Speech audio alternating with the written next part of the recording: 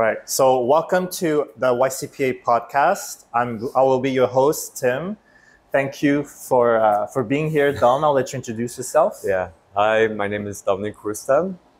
And yeah. So before we kick off our podcast, I'd just like to give a special shout out to Ocha. For those of you who don't know Ocha, they're very famous for their bobas and their mochi donuts, but they're not just that. They're a brand that is built on innovation, on creativity, and bringing you unique flavors. So come and check them out at their store at 1651 St. Catherine East, right next to Guy Concordia Metro Station.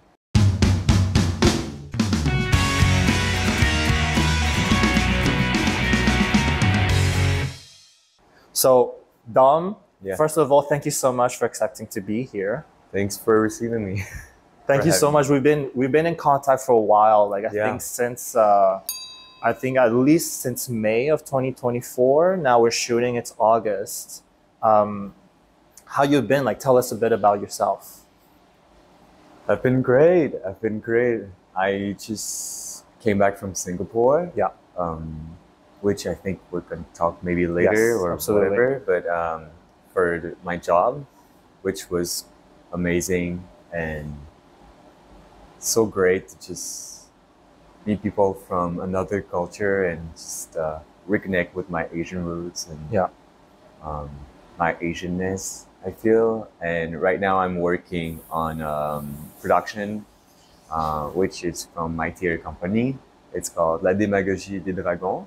It's a play that one of the playwright from my company wrote, and it just talks about Asian identity, and it's also a satire on basically how sometimes BIPOC artists, the pressure that BIPOC artists feel to represent themselves. Yeah. In front of white audiences, and just like in general, I think like what do we think the public wants to hear when we talk about our stories? Right. So basically, for those of you who don't know, is Dom, you're an actor. Yeah. But not just any kind of actor. You do theater. Yeah. You do short film, long film, TV shows. I think you've also done like music videos, right? In the past. Yeah. And so we've talked a bit about, we touched upon the topic of Asian identity. Can you tell us a bit about your childhood? Because it's a very unique background that you have, right? Yeah, it is kind of, I think it's unique in some ways. So basically, my ethnicity is Kazakh from Kazakhstan. Kazakhstan is like right next to Mongolia, for those who don't know, because usually people don't know a lot about Kazakhstan, and they know, I think they only know Kazakhstan from Borat, which is not accurate. But basically, I was born in Russia, in a town really near from Kazakhstan. And I was born in the USSR, the Soviet Union, in 92. So it collapsed in 91, but it took until 95 to really switch back to Russia. And at that period of time, like it was really hard to live in the Soviet Union, or just like in Russia in general. They didn't have any. They had food shortage, and I came from like I was born in a very poor town. Like my town didn't have electricity.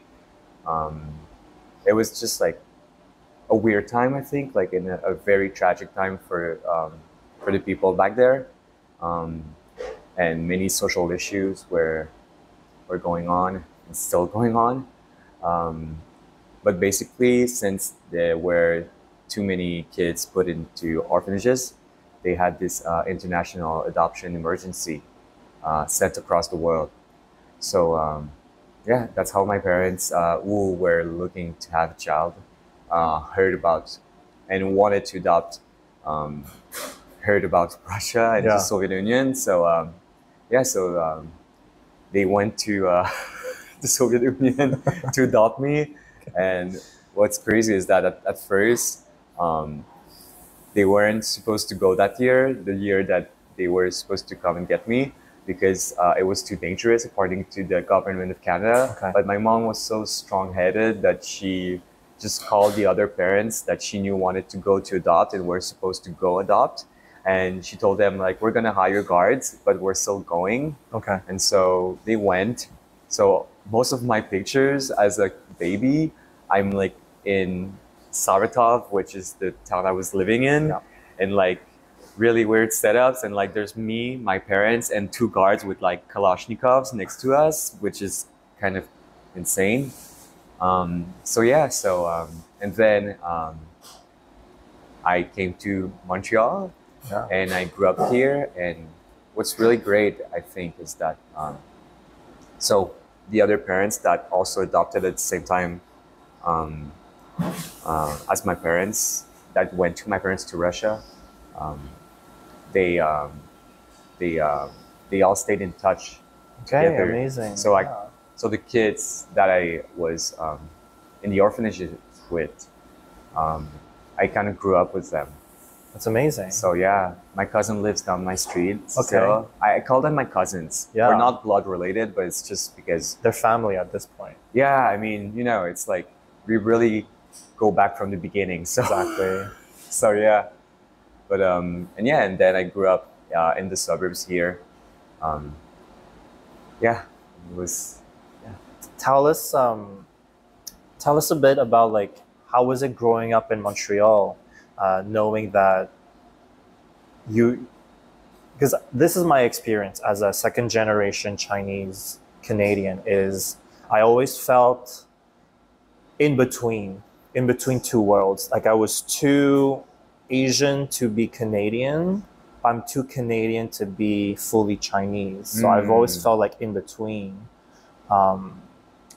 How did you feel when you were growing up, and how did you experience the world?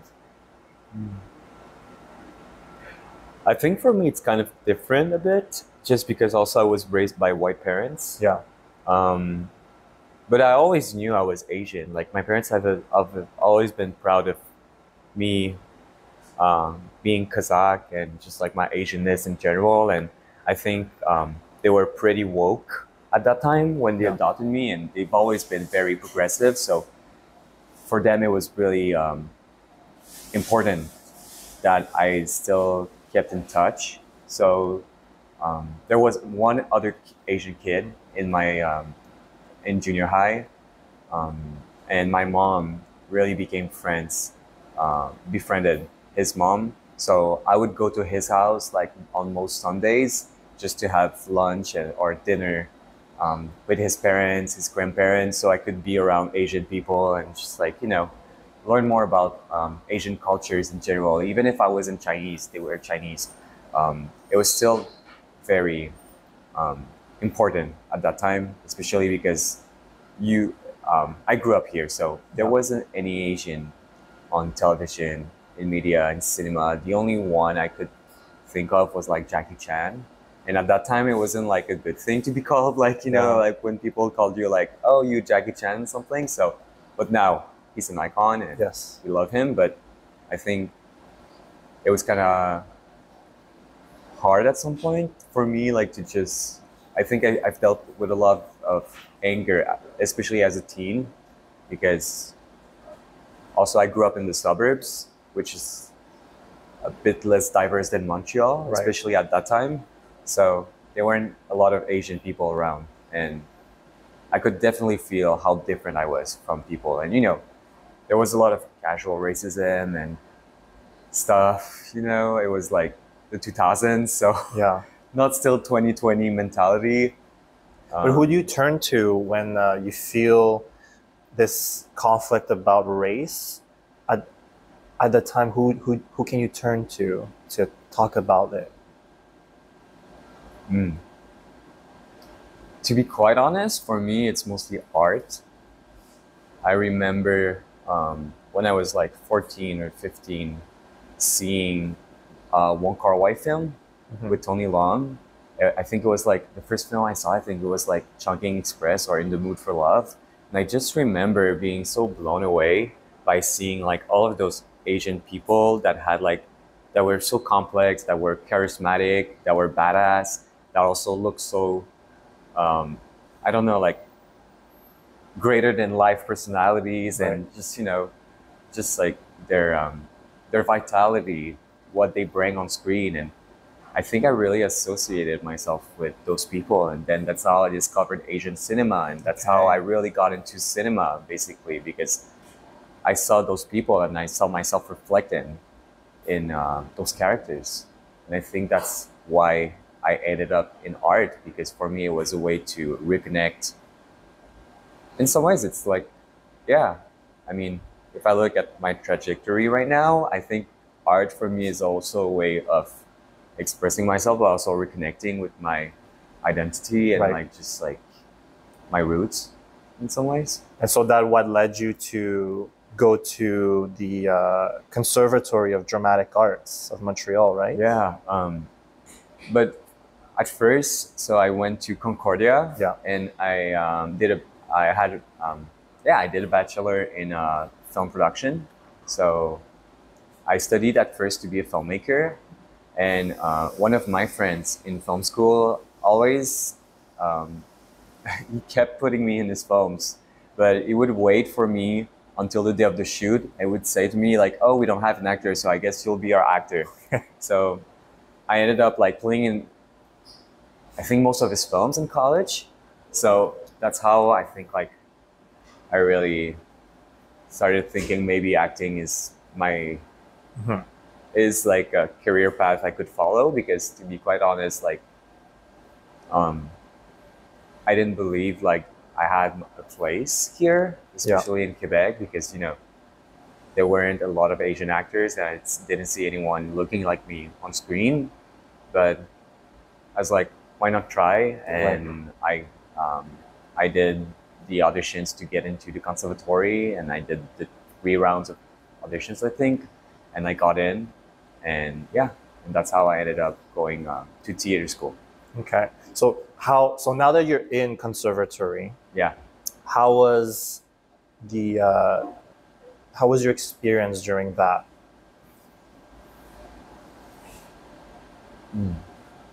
So at what point did you tell yourself, yeah, I'm truly doing what I want to do?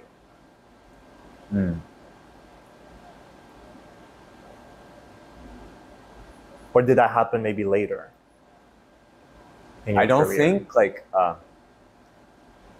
I think it just happened naturally, to be quite honest. Like I had so many great teachers there, and my peers were like just wonderful with me. And I think like as soon as like I don't know, man. I don't know. I think as soon as I got in, I was like, oh, okay, maybe this is like a right career path. Yeah. And to be quite honest, like still today, I'm like, I'm having fun doing this job. But if I ever get bored by the job or whatever, I think I can always like switch or do something else. So I don't think like there's I don't know, it's quite peculiar. I think like also like I've just always knew that I wanted to be in the arts, be in cinema, especially theater. So I guess like it was just finding the right shoe, you know what I mean, kind of a situation. Yeah. But yeah, but definitely it was a great experience for me, and I really had like the best teachers to teach me acting, and like it was really intense. Yes. And very formative. But yeah. What would you tell maybe some young Asians out there who are thinking about going into the arts, the performance arts, and who aren't quite sure, because usually we have a lot of pushback from our Asian parents saying, you know, like it's not very stable, it's very unpredictable kind of career. What would you tell these kids about making that leap? Whoa. Um, I guess I'd say like to just I guess I'd say the first step is the hardest. So if they're interested in filmmaking, maybe, and if they have like pressure from society, parents, especially coming from immigrants families, I think they definitely can start maybe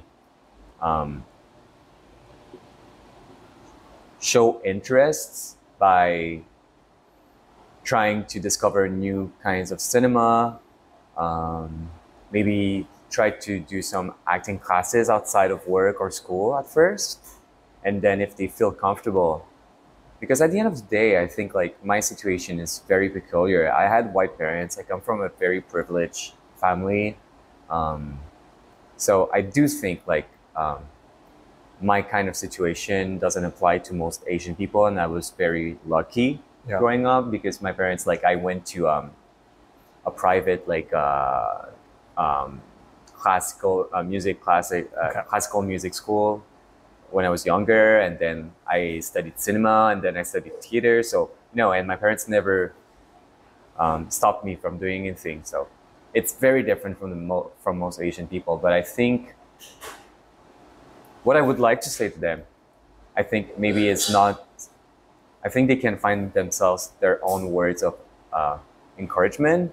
But I do think I can tell them that now there's a community that's waiting for them. And if they have any questions, they can always reach out to any of us. And I do think we're all very welcoming to young Asian artists. And there's a lot of like Asian people in the arts now in Montreal. Like there's so many great communities. Like you have the sticky rights community, which is mostly made of like designers, photographers, writers. And then in theater, with my company, we're like for Asian artists, actors, stage directors, the playwright, and also like So I do think like there's a community that's waiting for them, and if they have any questions, they can always reach out. Amazing. So now you're actively working. You're in different, like you've done all these roles in TV, the big screen, and also in theater. What do you usually look for when you're either auditioning for a role or when a role is offered to you? How do you make that decision? I don't get offers that much, to be quite honest. Maybe not yet. It'd be amazing, but I don't get that many offers. But I mean, the best is when the part is interesting and it's complex and it's not. It's a full human being. You know what I mean? I think those are the most interesting parts that I'm looking for always, and just like fully fledged humans that have like their independence and that live outside of the white protagonist worlds. That's the best, when you can just be a fully fledged human and not be like supporting always like someone. But supporting roles are great too. I don't know, I think it's just like, if it's interesting, like when you read it and it sounds like someone real, that's always interesting. So interesting. So while we were discussing prior to setting up, we were talking about the differences between theater play and maybe TV shows and film, especially like the makeup, where in theater you would apply your own makeup. It gives you the time to zone in on your role, whereas like for TV or for a movie you have a trailer, so you just step in. What are some of the other differences that you got to experience doing all of these different roles between the different formats?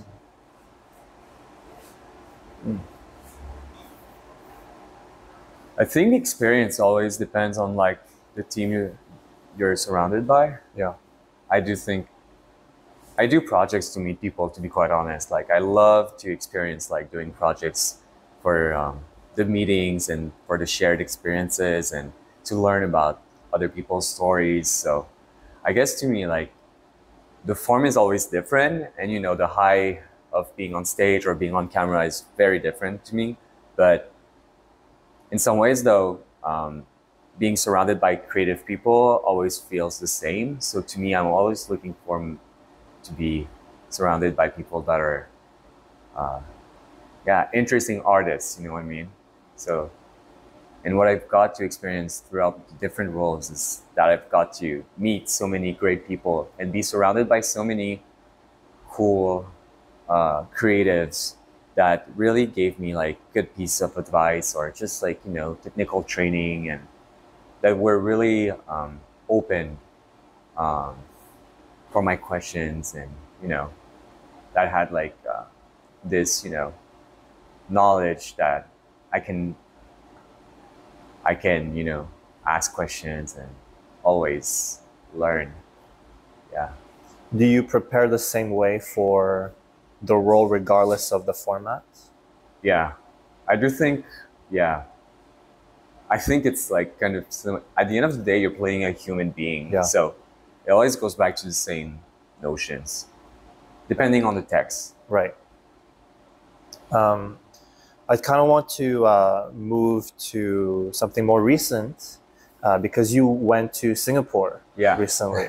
So first, I'm very jealous because I love Singapore. I've always told people who are looking to travel to Asia for the first time, I either suggest you go to Japan for that ultimate culture shock, but it's very like immersive quickly, or you go to Singapore because I think Singapore is like the gateway to Asia.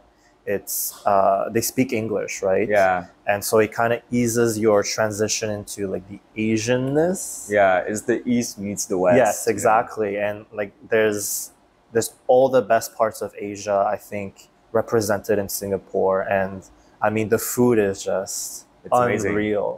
And the people are so nice. Yes. And the culture there is amazing. So tell us a bit how, why did you go to Singapore? So long story short, last year, I took my first trip to Asia, and I went to Vietnam last October. Yes. Because we got a grant with my theater company to do research for the play we're presenting in September. And it was my first time being like in Asia, and I just had this culture shock of just feeling that I belonged there in some crazy ways. And I had this like kind of moment of realization where it's like, I think I need to move to Asia at some point, and I need to live in Asia, and I really want to be surrounded more by Asian people and learn from Asian people and experience like, you know, new cultures, new knowledge. And so on the plane back home, I bought like the $20 Wi-Fi and I typed in like, all of my friends that I made in Vietnam, that most of them worked for Singapore companies. Okay. Because they all studied in America or New Zealand and stuff. So they all told me like, you should go work in Singapore. And I remembered the film Crazy Rich Asians, which had a huge impact for us. I remember going to see that film when it came out, and I went to the first screening in the afternoon by myself. And I got really emotional because I think over there in Asia, it's different, but as like Asian Canadians or Asian Americans in general, it's really rare. It was really rare until then to see like so many Asian people on screen and have like different worlds and be complex characters and also like be leading roles. So I typed in Crazy Rich Asians agency on Google, and I found the agency that represented like at the time Henry Golding and most of the cast that are still with my agency. And I emailed them out of the blue, and I was like, you know what, like why not? And then they responded me. They responded, and they were like, "Oh, would you like to meet on Zoom?" And we had a Zoom meeting, and then yeah, I signed up with them, and yeah. And so that company is Fly Entertainment. Yes. Yeah, which was founded by Irene Ang, who's like a very famous Singaporean actress. But yeah, I was so shocked when like they told me like they wanted to meet me on Zoom. So yeah, and from November till this summer, we were trying to find the right time for me to come and, you know, meet people and see how the reception was. And I had this break in July, so yeah, I booked a flight last minute, and Yeah. I went up there, and I had the best time of my life, to be quite honest. It was amazing. This is not a sponsored tourism video for Singapore, but but seriously, I like Singapore is fascinating and like very exciting to me as well. Yeah. I just think there's just like so much energy there, and just to go back a bit about Crazy Rich Asians, because we just briefly talked about it, but I remember going with my parents. Oh. I dragged my parents to go and watch it. They were like, "Oh, it's just an Asian movie. Like we see this all the time." I'm like, "No, this is Asian representation for a Western style production." Yeah. And I just remember sitting and watching it, understanding all of the references. And what I loved about it is that nothing was explained. It's like you get it or you don't. Yeah. Especially the mahjong scene, I thought was so brilliantly shot. And after walking out for the first time I watched it, I texted my best friend. I was like, "I watched it already. Oh. We're going again." Yeah. No, but it was such a crazy event in our lives, to be quite honest. Like, and now we're so lucky because we have Beef, we have Always Be My Maybe. Yes. Like we have so many American Born Chinese. Yeah. We've had like so many cool TV shows and movies that represent Asian Americans, and still there's not enough. Yeah. But it's much better than it was before. For sure. And I think Crazy Rich Asians, in some ways, like since it was a box office, it led the way for all of those projects to come in. Yeah, absolutely. And I think what was really cool is that it painted the light that Asians aren't just super smart or like they're always action movie stars. Yeah. They're just regular people, and that there's eccentric Asians, there's business Asians, and like all these different kinds, just like you would find in any country or any place in the world. They're humans. They're just humans, exactly. Yeah. That's amazing. So, and I think without Crazy Rich Asians, there isn't everywhere. What is it? Everything Everywhere all at once. No, Yeah. there's not. Yeah. There's not, because I think it was like, it was the first mainstream film with an Asian cast since Joy Luck Club. Yes. That was like in the 90s. Yeah. So it had been such a long time. So I think they clearly had pressure from, you know, the producers and box office people to do well. Yeah. And because like and I think also like it carried such a heavy weight for Asian representation. So yeah. Yeah, and I think it really showed like how complex roles can be, and how amazing Asian actors really are, and like to give them the full credit. Yeah. I'm thinking especially about Michelle Yeoh. Yeah, no. She finally got her Oscar, which was much deserved. Yeah, no, and and also like it's nice because I think also like it stepped aside from like the model minority myth. I don't know if have you read Kathy Wong Park's book about Asian No, I haven't had the chance. In America. It's one of the best piece of literature or just like essay I've read in the past couple of years, and it really opened my eyes to a lot of like issues Asian communities are facing, mostly in the States, but also in Canada. And she talks a lot about the model minority, which is something that's very Asian cliche, where you know, they don't talk a lot. They're very by the law. Yeah, they abide by the law. They're very and in some ways they're complicit to whiteness. Yeah. And yeah, and I think like it's a very stereotypical way of seeing those people.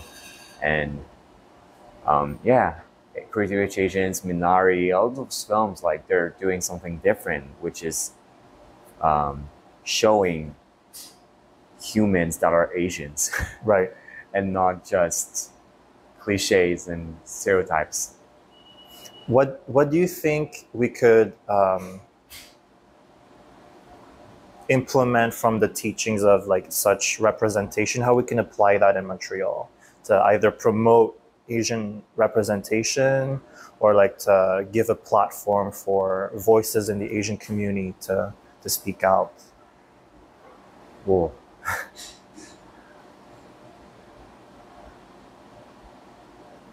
I think the best way is for us to start our own projects and try to meet and collaborate.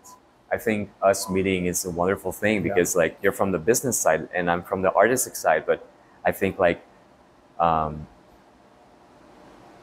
in general, like we need to just like community-wise, like we need to assemble to tell our own stories, and we need everyone. And I think like what's really been great is that over the past, I'd say like 10 years, there's more and more longing, I think, for Asian people to be part of a community. Yeah. Like we have like so many different groups right now in Montreal. We have the Sticky Rights, we have the Super Bowl people, we have the, you know, Filipinos of Montreal. We have so many good, and we have so many now food festivals. Yes, absolutely. And there's so many Asian associations. And I think like the best is like to just keep doing our thing. Yeah. And yeah. And I think it's also important that we do things for ourselves. Yeah. Too, and not try to cater to what others might think of us. Like, let's just get together and make stuff that is exciting and it makes us passionate. Yeah, and elevate ourselves. Exactly. Between each other. Yeah, we lift each other up. Yeah. So I do think like it mostly starts with us. Right. Yeah. To just like change things. Because there's a lot of things to change. Yeah.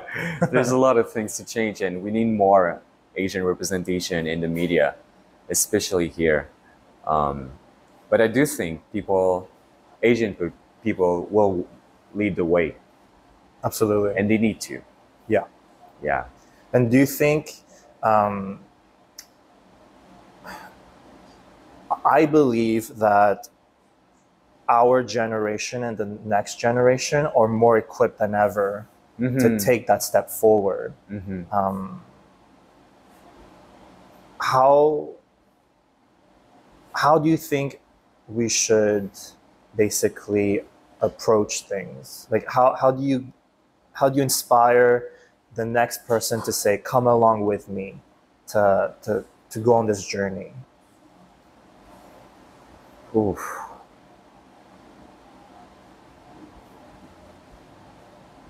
That's a very difficult question. I don't think I'm smart enough to respond. I do think, for me, I'll speak for myself, but I'm sorry I touched the mic. I'll speak for myself, and I think for me it's just like to keep doing things, to keep working, and to keep trying to create new connections with other Asian people, and to just keep myself interested in what I do. And I think by being there, you're already changing something. Yeah. By like being present, by doing this podcast, by just like living and making things, we're actually creating progress. Right. I think the burden of representation sometimes weighs a lot on our shoulders, And I think we do need sometimes to remember ourselves that just by being present, we're already changing things. And we don't need to just, and it won't change like in a year. Yeah. So we need to take time also, you know, to be kind to ourselves, but also like, yeah.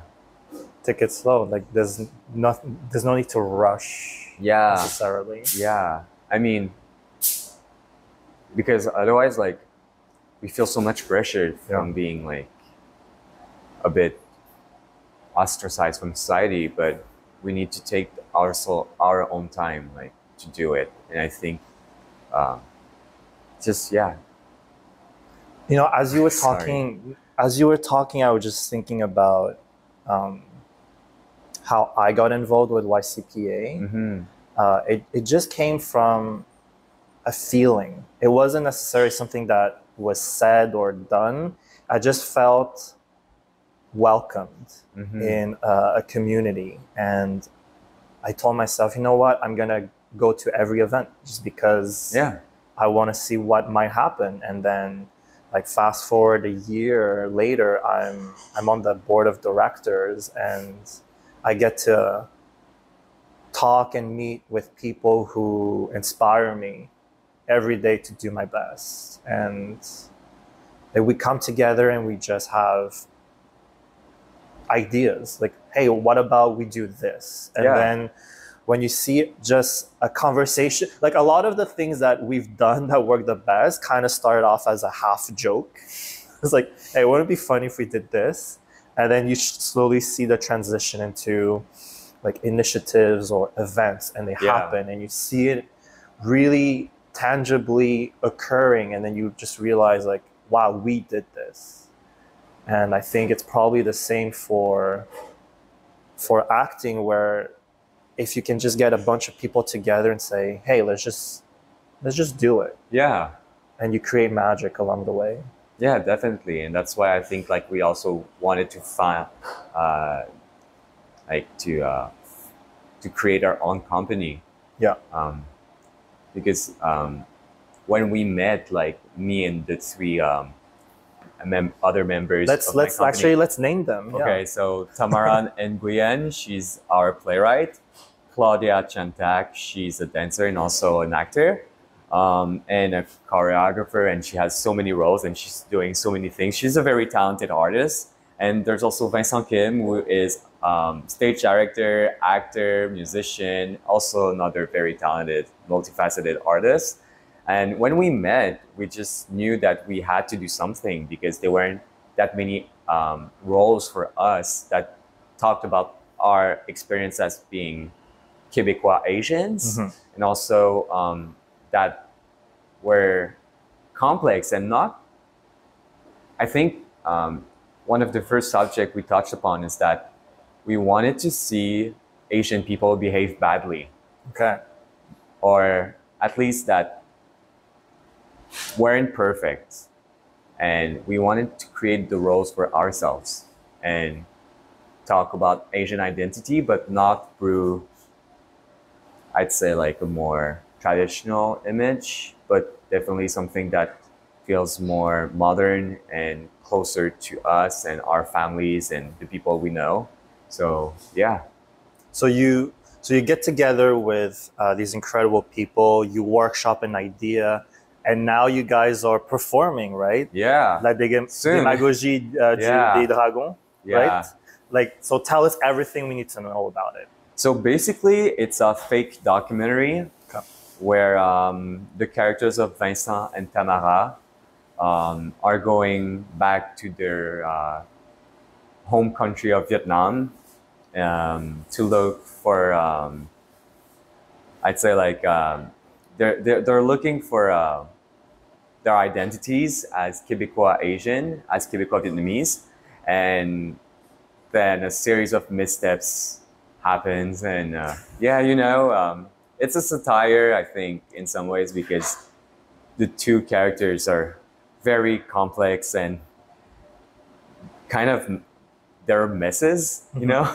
They are like just like really cringe sometimes, but I do think they're very human in some ways, and very relatable to any Asians that grew up here, because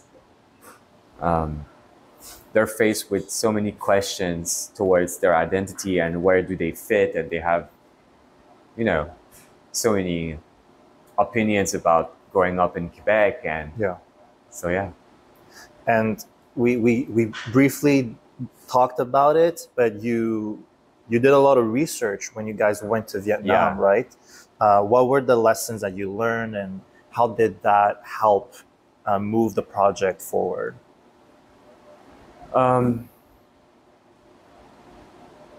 We learned so much. To be quite honest, I didn't expect to go to Vietnam and feel like, sorry. We didn't expect to go to Vietnam and feel like so much I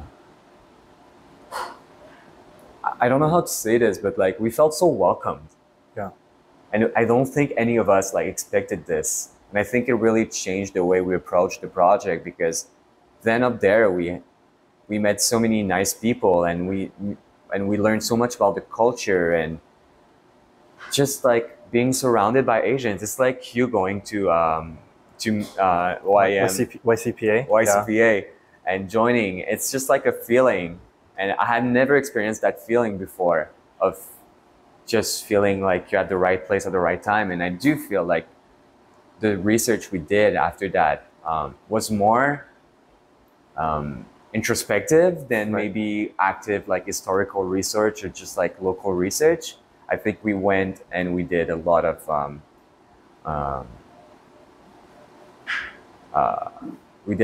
like sightseeing, and just like taking pictures, taking sounds of what Vietnam looked like, and something we can bring back maybe in memories and just like put in the play.